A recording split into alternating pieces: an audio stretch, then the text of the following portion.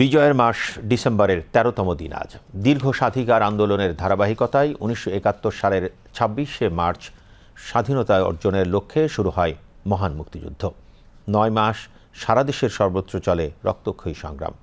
লাখো শহীদের রক্তের বিনিময়ে অর্জিত হয় কাঙ্ক্ষিত স্বাধীনতা। ৭১-এর এই দিনে চারিদিক দিয়েই মুক্তিবাহিনী ও মিত্রবাহিনী ঢাকাকে ঘিরে ফেলে। পাকিস্তানকে রক্ষায় মরিয়া মার্কিন চীনের কূটনৈতিক শেষ চেষ্টাও এদিন ব্যর্থ করে দেয় সোভিয়েত ইউনিয়ন। দিনার সুলতানার প্রতিবেদন। ১৯৭১-এর ১৩ই ডিসেম্বর একমাত্র ঢাকা ছাড়া গোটা দেশ তখন বাঙালিদের নিয়ন্ত্রণে। এদিন পূর্ব ও উত্তর দিক থেকে বীর মুক্তিযোদ্ধা ও তাদের সহযোগী মিত্রবাহিনী ঢাকার প্রায় ১৫ মাইলের মধ্যে পৌঁছে যায়। পশ্চিমা অবস্থান নেয় মিত্রবাহিনী। টাঙ্গাইলে নামে মিত্রবাহিনীর ৩৬ সেনারা। অন্যদিকে লেফটেন্যান্ট কর্নেল শফিউল্লাহর এস ফোর্স ঢাকার উপকণ্ঠে ডেমরা পৌঁছায়। চারিদিক দিয়ে মুক্তিবাহিনী ও মিত্রবাহিনী ঢাকা ঘিরে ফেলে। এ সময় জানমালের ক্ষতি কমাতে মিত্রবাহিনী পাকিস্তানি সেনাবাহিনীকে আত্মসমর্পণের জন্য চাপ দেয়। ভারতীয় বিমান বাহিনী ২ দিন বিরতি দিয়ে এদিনে আবার ঢাকায় ব্যাপক বোমাবর্ষণ শুরু করে। অন্যদিকে ঢাকা ঘিরে রাখা মিত্রবাহিনী ব্যাপক গোলাবর্ষণ শুরু করে। ফলে প্রাণ বাঁচাতে ঢাকায় আটকে পড়া পাকিস্তানি বাহিনী আত্মসমর্পণের প্রস্তুতি নিতে শুরু করে। সৈয়দপুরে আত্মসমর্পণ করে ৪৮ পাঞ্জাব রেজিমেন্টের অধিনায়ক সহ ১৬০ জন পাকিস্তানি সেনা। এরপর বিভিন্ন অঞ্চলে দলে দলে পাকিস্তানি সৈন্যরা আত্মসমর্পণ শুরু করে দেয়। ৭১-এর আজকের দিনে কুমিল্লার ময়নামতিতেই ১,১১৪ জন পাকিস্তানি সৈন্য আত্মসমর্পণ করে। ঢাকার দিকে অ্যাডভান্স করতেছে এবং অ্যাডভান্স করাটা ১৩ তারিখ সকালে কোথায়? তারা ডেবরায়, তারা হচ্ছে ধামরাই, এবং তখনই তো পাকিস্তান আর্মি কিন্তু ওইসব যেগুলি অনেকগুলো অপারেশনের পর এটা সম্ভব হয়েছে।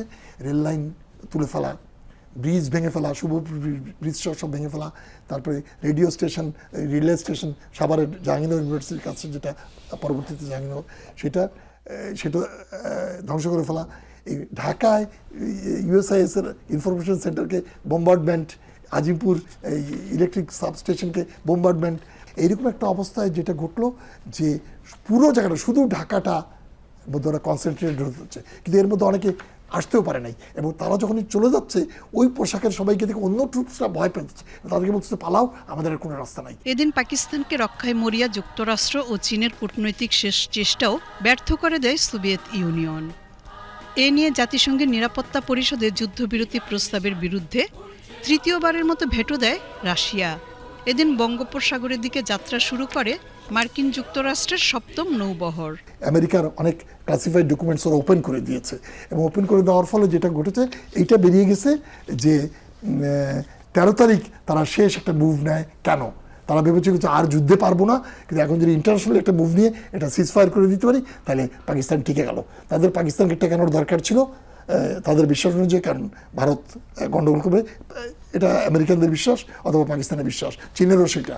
কিন্তু সোভিয়েত ইউনিয়ন তখন তো একটা প্যাক্টে চলে গেছে এর সঙ্গে, তার অনেক আগে ইন্দিরা গান্ধীর সঙ্গে।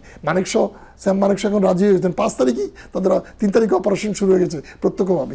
তো ১৩ তারিখে এসে যেটা হলো ওইটাকে সোভিয়েত ইউনিয়ন এগেইন ব্যাটলড। নিশ্চিত পরাজয় দেখে বাঙালি জাতিকে মেধাশূন্য করতে পাকিস্তানি বাহিনী ও তাদের এদেশীয় দূষররা শিক্ষক, সাংবাদিক, বিজ্ঞানী, চিকিৎসক সহ বুদ্ধিজীবীদের ঘৃণ্য হত্যাকাণ্ডের পরিকল্পনা করে। অন্যদিকে বিভিন্ন এলাকা পাকিস্তানি দখলমুক্ত হওয়ায় রাস্তায় বেরিয়ে উল্লাস শুরু করেন প্রায় ৯ মাস অবরুদ্ধ থাকা সাধারণ মানুষ। দিনার সুলতানা, বিটিভি নিউজ।